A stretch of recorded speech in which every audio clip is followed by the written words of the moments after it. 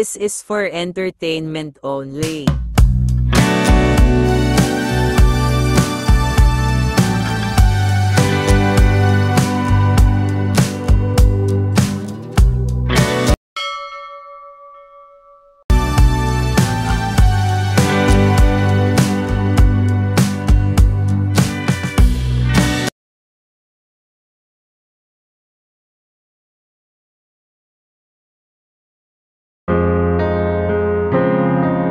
Aries. Dalawang babae ang nag-aaway o nagbabangayan, maaaring yung isa ay iyong kapatid o ina at ang isa naman ay iyong partner o karelasyon. May mga bagay-bagay kayong madalas hindi na pagkakasunduan, madalas pa nga mababaw na dahilan lamang ito na nagiging ugat ng away at sama ng loob sa pamilya mo. Isang masamang balita ang sa'yo'y makakarating, maaaring patungkol din ito sa ginawa ng iyong karelasyon. Kailangan nyo ng panahon sa bawat isa para pag-usapan ang mga mahalagang bagay na patungkol sa inyong dalawa dahil hindi ito maayos nang biglaan nyo lamang hindi pag-uusap o pagkikibuan ng walang kaayusan. Taurus. Mga kaganapan sa buhay mo na hirap kang pagdesisyonan, mga problemang hindi mo alam kung alin ang iyong uunahing ayusin, mga desisyon na hindi nyo madalas mapagkasunduan.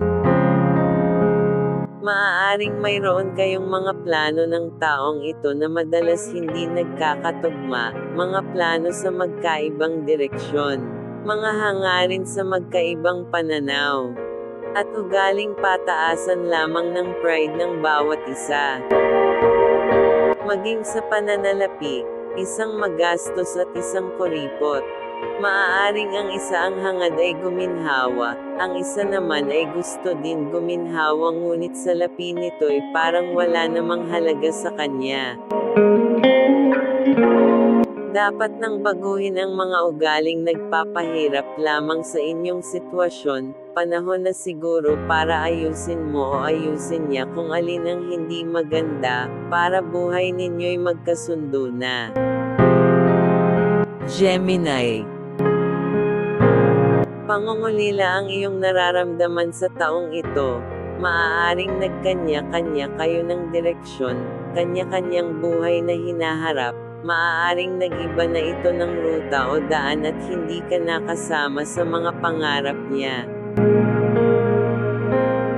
Maaaring nasanay ka na noong kayo pa ay magkasama, nasanay ka sa pagmamahal na ibinigay at ipinaramdam niya sa iyo. Ngunit may bagay na hindi nyo naiintindihan ng bawat isa, kaya mas pinili nyong hanapin ang sariling daan. Ang pagmamahal mo'y nanatili sa taong ito, hindi mo malimutan at lagi pa rin laman ng iyong isipan, mga bagay na hinahangad niyong dalawa noon, subalit natapos ito sa hindi magandang sitwasyon. Ikaw ay maglilibang sa isang lugar na iyong dadaluhan o pupuntahan, maaaring kasiyahan ito. Ika'y makakalimot ng saglit at magsasaya kasama ang iyong mga kaibigan o kamag-anakan. Cancer. Isang kilalang tao at babaeng iba ang pag-uugali nito. Maaaring kagalit mo o makakagalit mo ang mga ito. At maaari ding may galit ang mga ito sa iyo. Posible ding kapartner mo ang taong ito. Kilala mo ang taong ito na sadyang mapanire sa mga taong makakabangga nito o hindi man lang makasundo ng ibang tao. Maaaring kayo'y may hindi na pagkaunawaan, o sinisiraan ka lamang nito sa iba. Ang mga ito'y nagiging sakit mo ng ulo, maaaring mapagmata o mapangmaliit ang taong ito sa iyo. Kaya madalas wala ka nalang kibo para ikaw ay makaiwas. Ngunit ang bigat sa iyong kalooban ay andyan lang, lahat ng kanyang bigkas ay iyong natatandaan. Patungkol ito sa pananalapi, maaaring may mga bagay-bagay na hindi mo nagagawang gampanan para makatulong man lang. Pabigat ka kung ituring nito dahil wala kang maiambag na salapi sa kanila. Leo. Malapit nang magwakas ang iyong paghihirap, lahat ng iyong pagsusumikap ay iyong makakamtan, kasaganahan ay iyong mararanasan, maaaring malapit nang magbunga lahat ng iyong pinag-ipunan o pinagpursihihang simulan. Subalit ika'y dadaan pa rin sa isang sitwasyon na hirap kang pangunahang pagdesisyonan. Maaaring patungkol pa rin ito sa salapi, mga balak mong simulang mga plano, ngunit ika'y nag-aalinlangan, dahil pera mo ang itataya dito. Mag-iingat lamang sa iyong pananalapi, dahil maaaring maging ugat din ito ng hindi pagkakaunawaan ng iyong pamilya o mga kaibigan, at sa mga taong walang sikap ngunit sa salapi ng iba nagiging mapanita. Ika'y maglilipat sa mga oras na ika'y makaangat. Maaaring nagplaplano ka ring magpatayo ng sarili mong bahay o bibili ng lupa at magpapaayos ng pangarap mong tirahan pagdating ng araw. Virgo. Hindi maiwasang maliitin ng mga taong mapang mata sa kapwa nila, o mga taong mataas ang tingin sa sarili nila. Maaaring mapang-abuso din ang taong ito sa kabutihan mo. Hindi makita ang kamalian nila ngunit sa iyo'y laging nakamata. Pagod ka na sa sitwasyong kinalalagyan mo. Dahil sa trato nilang hindi mabuti sa iyo, na para bang ikaw ay isang utusan o alipin lamang, pakikasama mo'y malapit ng magwakas, maaaring pagpatol sa kanila ay iyon ang ipapakita. At hindi sa lahat ng oras ikaw ay mananatiling tahimik lamang at magpapakumbaba, panahon na siguro upang lumaban ng tama, gayong alam mong wala ka namang ginawang masama.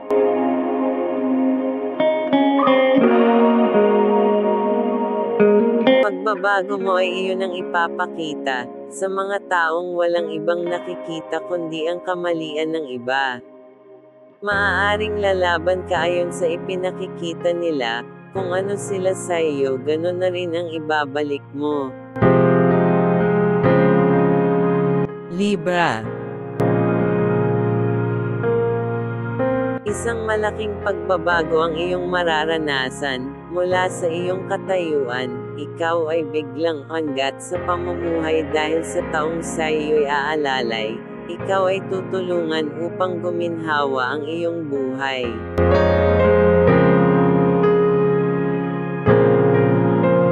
Dito mo nasisimulang baguhin ang iyong mga nakasanayan, pagsusumikapan mo ang iyong sisimulan at ang pag-angat ay unti-unting magaganap, hindi lamang dahil sa alalay ng iba kundi dahil sa iyong kasipagan na rin talaga. Isang okasyon ng iyong idorouse maaaring magbubunyi sa iyong nakamtam na maliit na halaga, ang iyong natamasa ay iyo ring ipapamalas sa iba, kung gaano kasaya ang maging mabuti sa kapwa.